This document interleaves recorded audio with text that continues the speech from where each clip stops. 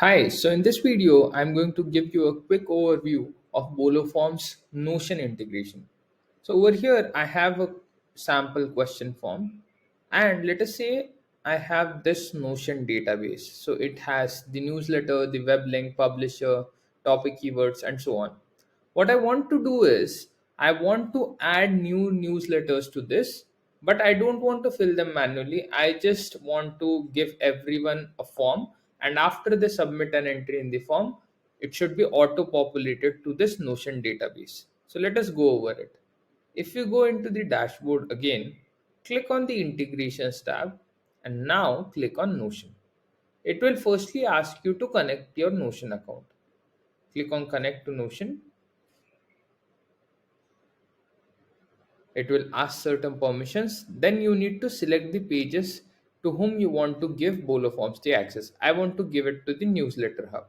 So you can select that. You can click on allow access, and that is it. You are brought back to this page. Now go to the integration section, click on Notion again, and then you need to select the database that you want to connect your form to. Newsletter hub is the database, and what we'll also be doing is these are all the fields that are there in this database, but I don't want to manually add all the questions. So let us click on sync Notion database. Now what will happen is it will pick up all the fields from our database and it will automatically add the questions. As you can see, the questions are automatically added on the basis of their types as well. So that makes it very easy for you. Once you have made sure this happens, you need to enable the Notion integration and click on save. So this is all set.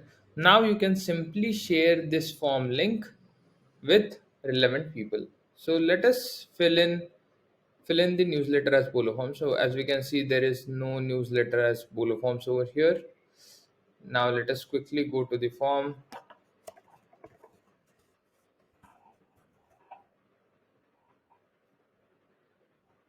Let us use the BoloForms URL.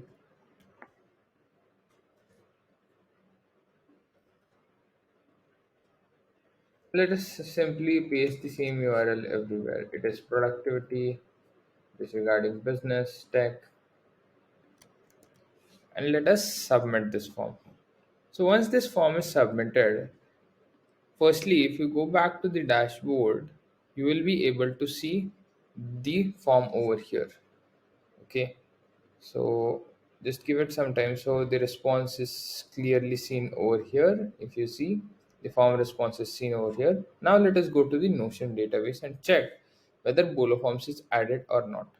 Okay, so let us refresh this once,